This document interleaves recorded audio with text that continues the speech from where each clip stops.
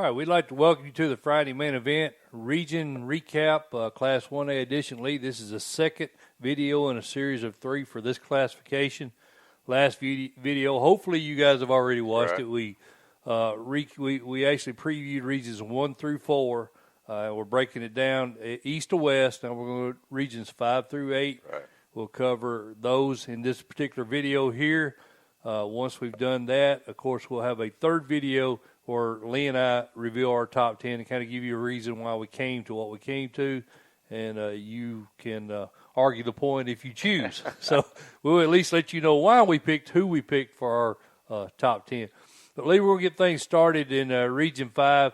Region 5 last year was all about Cornersville. Cornersville undefeated in region play, unscored opponent in region play. Very impressive run for the Bulldogs.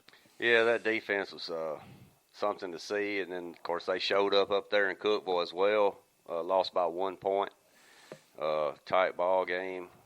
Missed extra point, wasn't it, Lee? Missed an extra point. Yeah. Man, Cornersville won their games last year by a 50-point margin. It's crazy. I don't know that they get that again. I don't know if that ever happens again, Lee. I don't know. In football. I mean, yeah, unscored opponent in region play. Yeah, they were so senior heavy. Yeah. I think this year Coach Randolph, he hadn't forgotten how to coach, and like we always talk about, they made a deep run. They got a lot of experience, but he's got two on one side and 3 on the other coming back. So it'll be interesting to see how those kids respond. But I fully expect them to be right back. Let me go the flip side of that, Lee Teat. I'm going to throw some of your own medicine at you.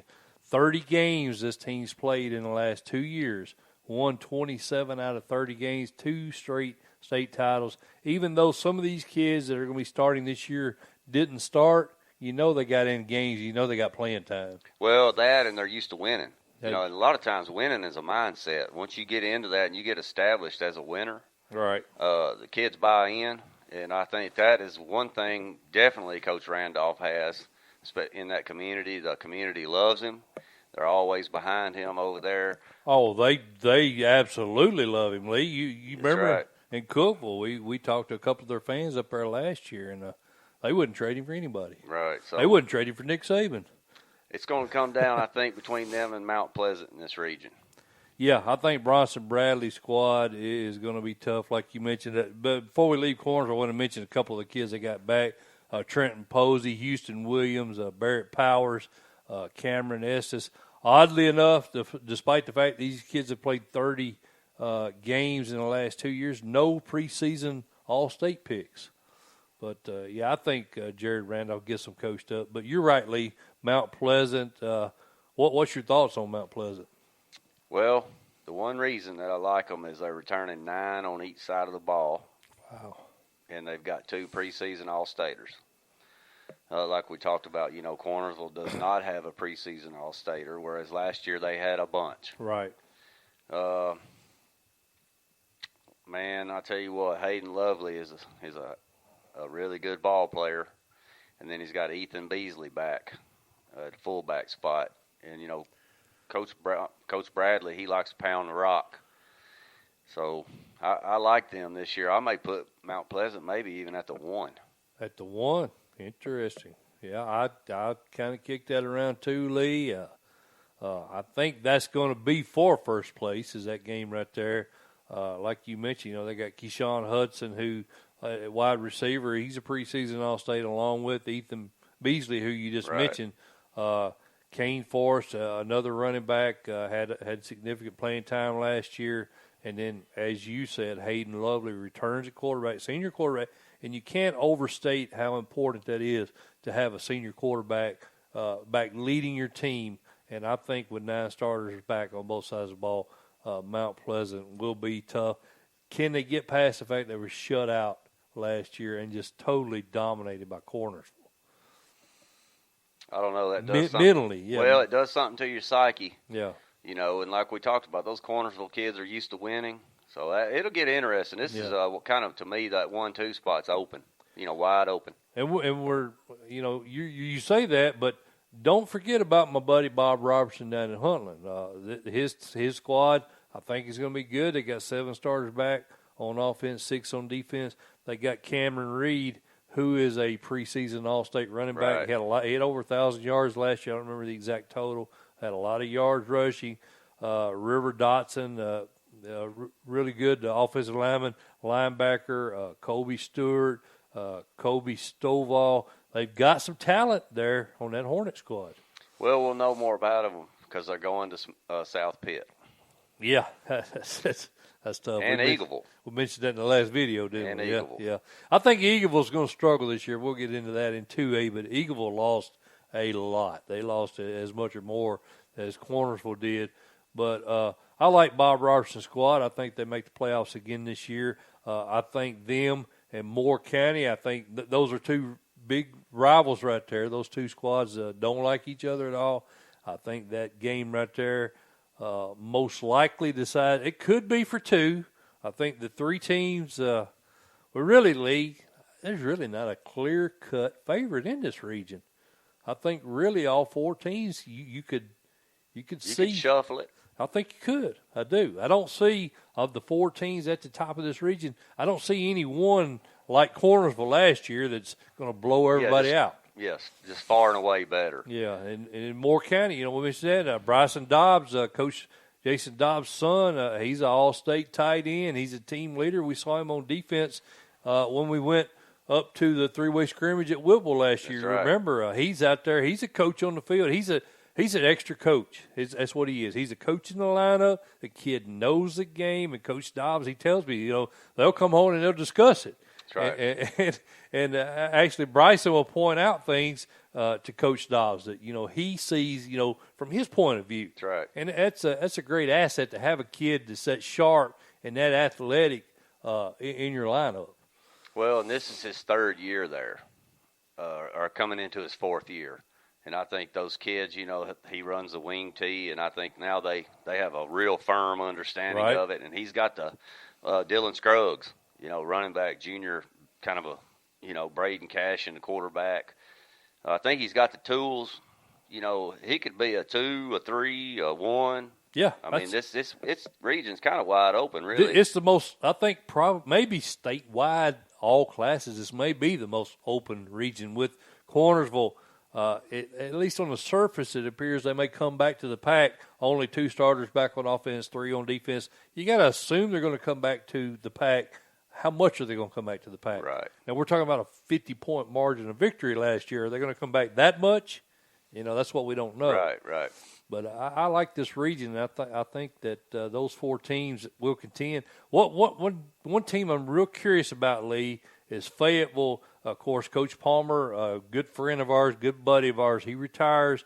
At least on the surface, it looks like they made a really good hire with Kenny Morrison. He's coming in as offensive coordinator at Decatur, Alabama. The last 20 years, a real successful program down in Alabama. He comes in. He's really excited about this opportunity. I've heard some interviews with him. 9 starters back on both sides of the ball. Does Fayetteville get in the mix this year? Well, very possible for one reason. They're out of region schedule. Man, they've got Marion County, Gordonsville, Whitwell. That's 3 pretty good programs that they're going to go up against. And it's going to test them. It's going to try them. But they got 9 back on each side of the ball. And, any coach is trying to get you playoff ready. Right. If you could get into the playoffs, that's where you want to be. Right. Be interesting to see. Like I said, this region is probably, to me, like you said, the most interesting. Yeah, I think so. And then we skipped over Richland, a team that went 2-4, 3-7 overall. Another team with a lot of kids back, 17 starters back, 9 on offense, 8 on defense. They do have their own preseason All-State and Jace Urich.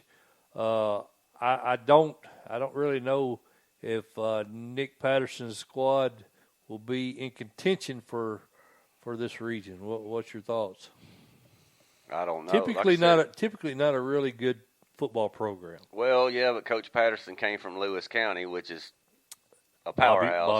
Bobby Sharp coach. Prodigy, yeah. So we'll see. Like I said, it's top to bottom. This is an interesting, very interesting region. I think I can't remember who it was, Lee, but I'm thinking Richland pulled off a couple of upset wins. Maybe it was I want to say it was Grace Christian of Franklin, possibly. last year. I don't know. I'd have to check back on that. But, yeah, I mean, there's potential there. This region is by far the most wide open. Lee, let's move on down to Region 6, and our buddy Eric Swenson's Mustangs loaded to the hill, man. They're solid this year. Yeah. They're scary good. Yes, they are. 8 starters back on both sides of the ball, and unfortunately they fell to Cornersville the last 2 years, 13-7 last year. And you look at this Huntington team averaged 51 points a game last year, Lee, and then ran into that amazing Cornersville defense we were just talking about. Could only muster 7 points, got knocked out in the quarterfinals for the second year in a row. Did they get over the hump this year? Yes. Yes, you like the Mustang. I think they do because they got Lawton back, Inslee, Connor Pearson, Drake Butler, all those preseason All-State kids.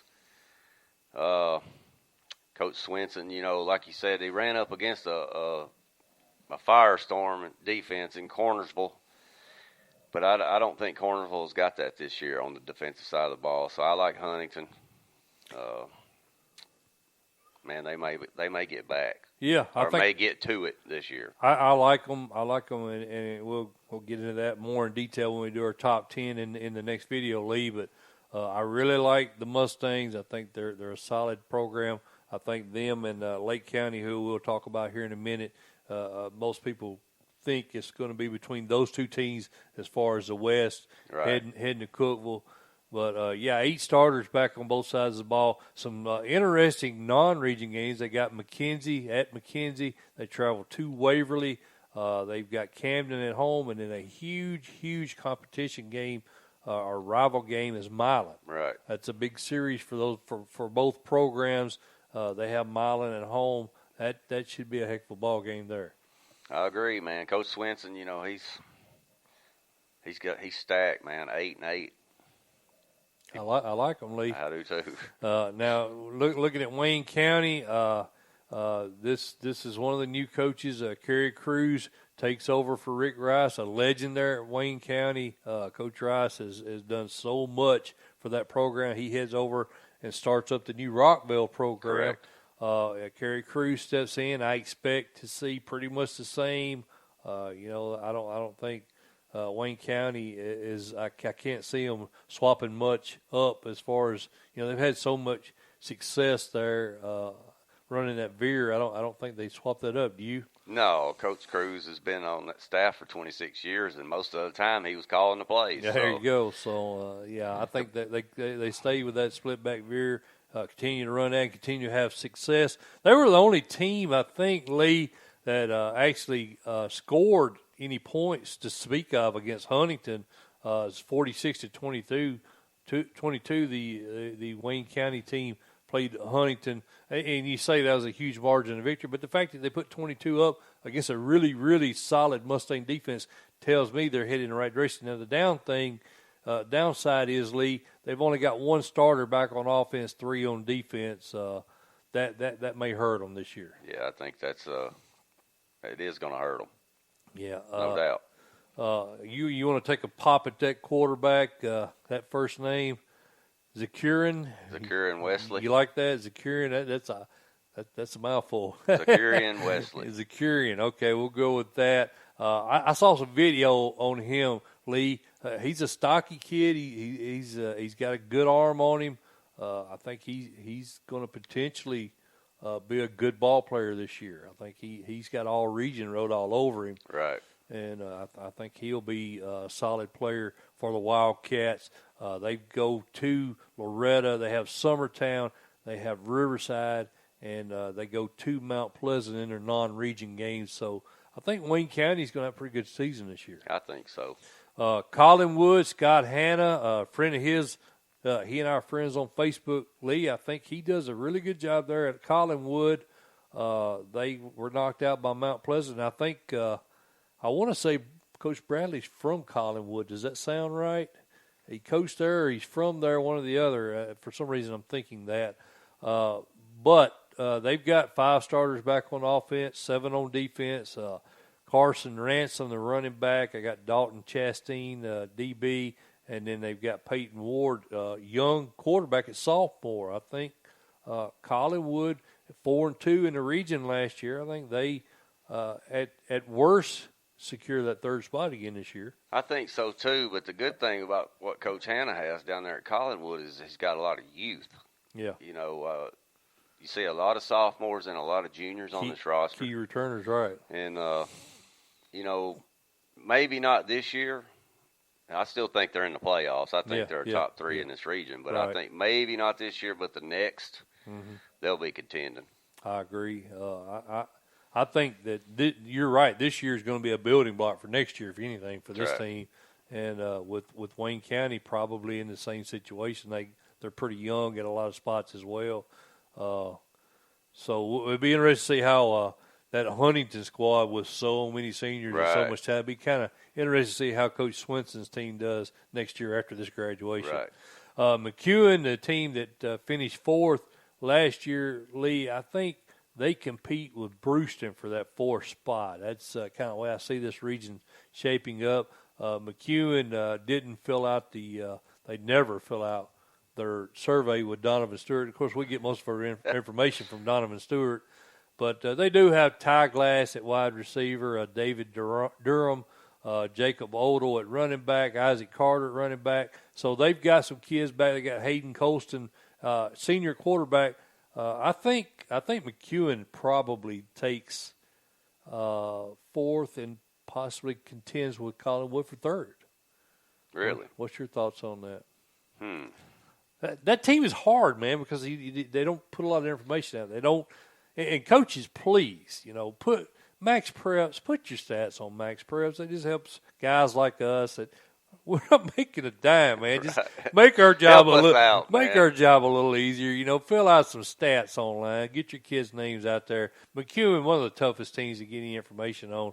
But I think they're going to be pretty good this year, Lee. To be honest with you. They got a chance to get into that fourth spot. I think it's going to come down between them and Brewston. Yeah. Gavin Guthrie at Brewston is the tailback over there. He's a pretty good ball player. It's going to be them or McEwen, I think, in the fourth spot. Okay. Perry County, a team that's got a lot back. They got a new coach. Calvin Zimmer takes over. He was the offensive coordinator the last 4 years. Billy Sawyer's out there as head coach. The Vikings, they've really struggled, Lee, since I wish I hadn't even brought it up, but the quarterback that was so good, Mr. Football Candidate 5-6 years ago. I'm getting old, dude. I can't remember. They haven't done anything since he left. He actually played college ball. The name will come to me when we get done recording this, I guarantee you. But they haven't done anything in a long time. And then Middleton, kind of a same situation, 1-9 last year. They've got 7 starters back on offense, 6 on defense. Both of these teams got a lot of kids back, but you're talking about teams that only won 1 game. Right. So I don't expect them to move out of the cellar. Do you? No. Okay. All right, Lee, let's move on to Region 7. Region 7, Lake County is the headliner here. 7 starters back on offense, 8 on defense. They fell for the second straight year to Cornersville in the semifinals, 21-8. Nobody scored on that Cornersville team last year. No. Would you believe that Community Vikings were the only team to hit double digits against Cornersville last year? How about that one for a trivia fact? First game of the season last year, Community put up 20, and nobody else got double digits on Cornersville. Anyway, I'm straying off. 7 starters back on offense, 8 on defense. How do you like the Falcons of Lake County? I like them a lot because Campbell Puckett, Tanner Snyder, Isaiah Matheny, and Larry Tubbs, 2 of those 4 all-state preseason all-staters, went 12-2 last year. And, man, they got on a roll after losing to Dresden. I think they've got some transfers. I believe I read that on Coach T that they've got, and that may be included in those kids leaving. I'm thinking they get better not only with the returning starters, but I think they've got a couple of kids coming in that are going to help them as well. That's another team. Their average margin of victory in region play was 39 points.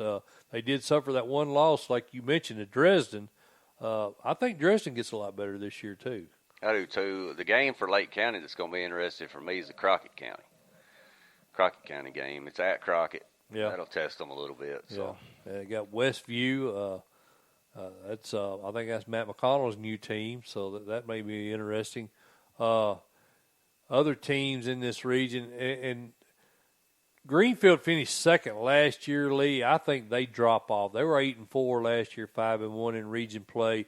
They got knocked out by Freedom Prep in the second round. 4 starters back on offense, 5 on defense. Kelly Ricketts at quarterback, and Keelan Thomas, the sophomore linebacker, very good football player for Greenfield. I think they fall back this year. Where to, you think? 4? I think they fall to 4. That's what I've got them at. I like, and this is a lot like Region 5. Very tough region to pick. It's very balanced outside of Lake County. Of course, Lake County's up here, and the rest of the region is fighting for that second home spot. I like Dresden. Dresden just needs some stability at coach. Of course, Levi Estes is out. Wes Johnson, who's a really young guy, Lee. He graduated from McNary Central in 2010. So what is he, 26? Yeah. Somewhere around in there. Is he ready to step into a program with as much tradition as Dresden's had over the last 5 or 6 years? We'll find out. Yeah, he's in there now. I expect them to make a push, really. I really do. Lockhart and Sawyers are probably 2 key players that you'll see come on for them. Yeah. Where do you like them at, 2?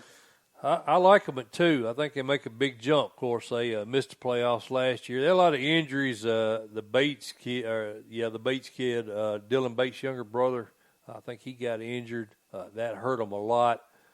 South Fulton, I like them at the 4 spot. I've got West Carroll, the War Eagles, Josh Wolf's team. He's got 5 starters back on both sides of the ball, Lee.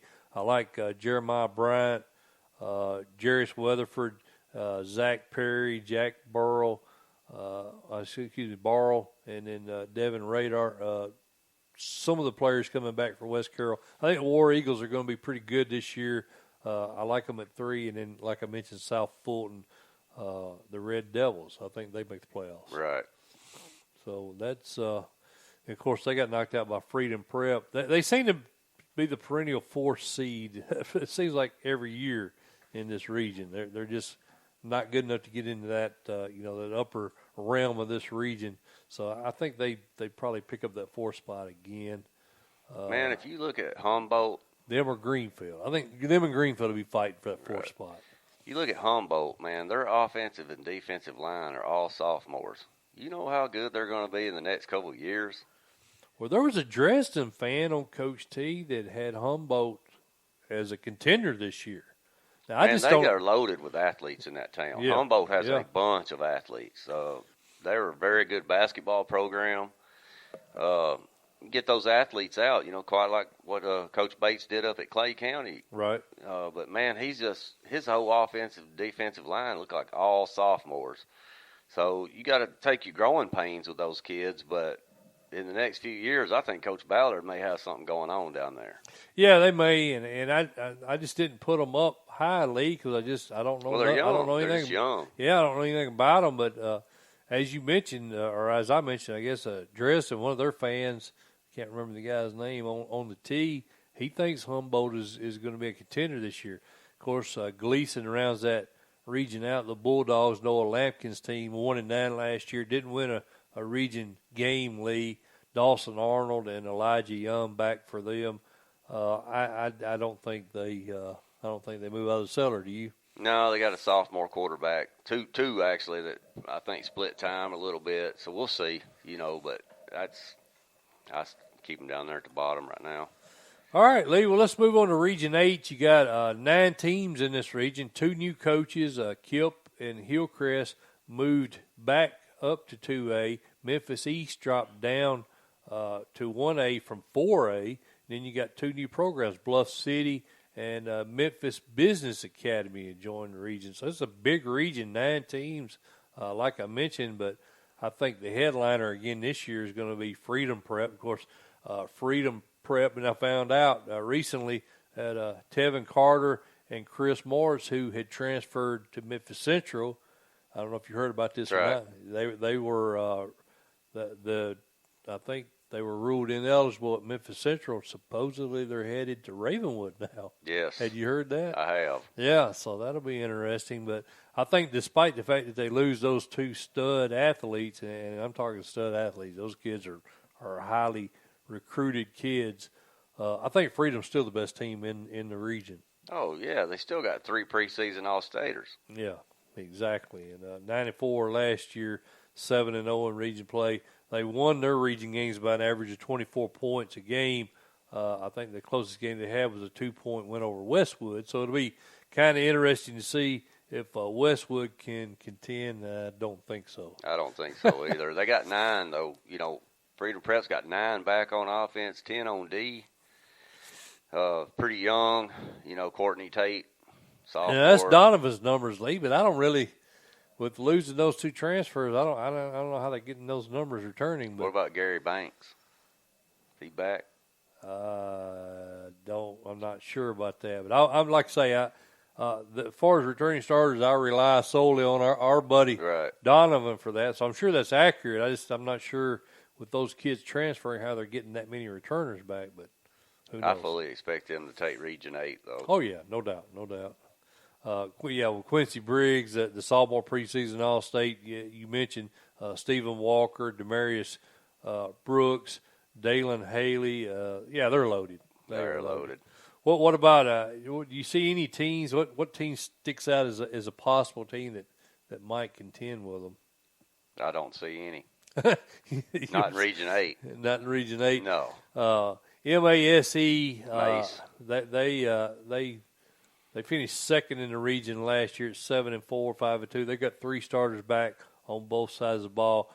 Drew Gaston is quarterback, and then Isaiah Williams, a wide receiver. Looking down Westwood, we mentioned them. They got a lot of teams don't really have the teams that you would think may have a shot to contend. Don't have many kids back. Westwood with 4 back on offense, 2 on defense.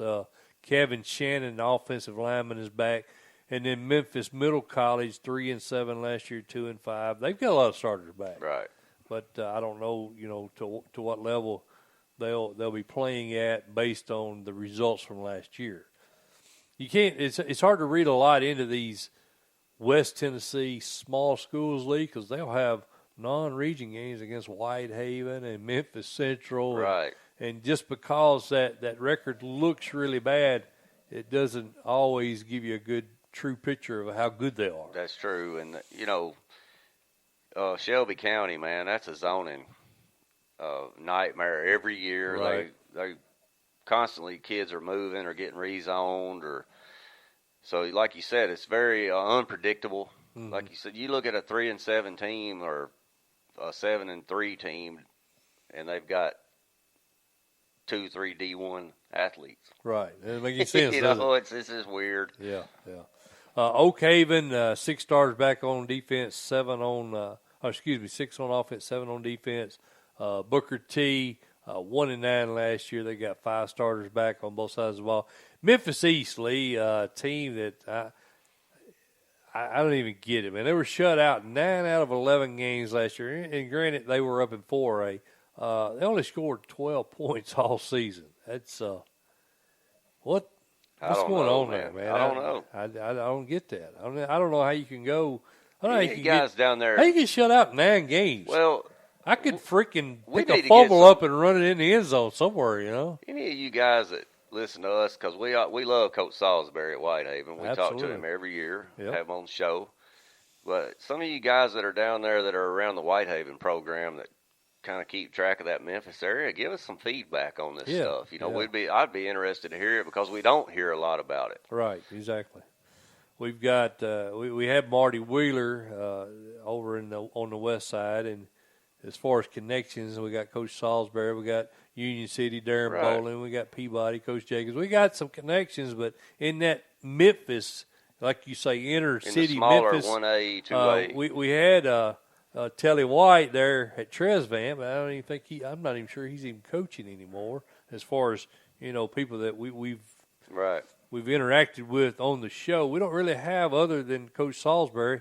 Now I do have Thomas McDaniel down there at Christian Brothers. Right. So we don't do D2. So yeah, that's a good point, Lee. We could use some information, some insight into the Memphis schools, because that's definitely one area of the state Lee and I are very weak on. Well, there's so much talent down there. Yeah. That's why, I'm a player. I like the players, guys, but be interested to see and hear. And the new programs, Lee, Bluff City, Cameron Moore in his first season there for the Wolves head coach. We really don't know a whole lot. Of course, they got 11 back on both sides of the ball. Hey, they ain't played the games. That's right. And then Memphis Business Academy, Todd Richardson has been named head coach there for the execs, and no information on them either. They didn't turn in a survey to Donovan, so we don't have any information on them. Wooddale is their non-region game. That's about all I know about that program. So that's Region 8, Regions 5 through 8, actually, Lee.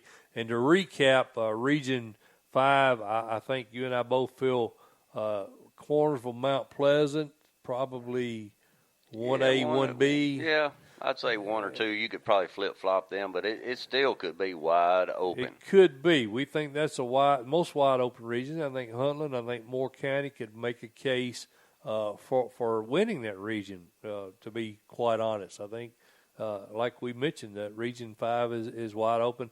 Region 6, we love Huntington. I think they're going to contend for a state title. Region 7, we like Lake County. Same situation. We see them into the semifinals, possibly beyond. And then Region 8, Freedom Prep, may knock Lake County out. If anybody knocks Lake County out prior to the semifinals, I think it would be Freedom Prep. Yeah. So that's Regions 5 through 8, Class 1A Lee Teat. This is the second in our series of 3 for Class 1A. We'll be doing 3 videos for every classification. We hope you've enjoyed this. Again, Friday main event. If you like the show, please hit the like button on the video. We need subscribers. Get the word out. By all means, hit the subscribe button. We'll be going live, Lee, every Friday, different location. We've got a website, FridayMainEvent.com. Shows our travel schedule, and that's got links to everything Lee and I do. So go to FridayMainEvent.com. Check us out on YouTube. Subscribe for Lee Teat. I'm Mike Molder. This has been Friday Main Event. We'll see you guys on the Class 1A Top 10 video next.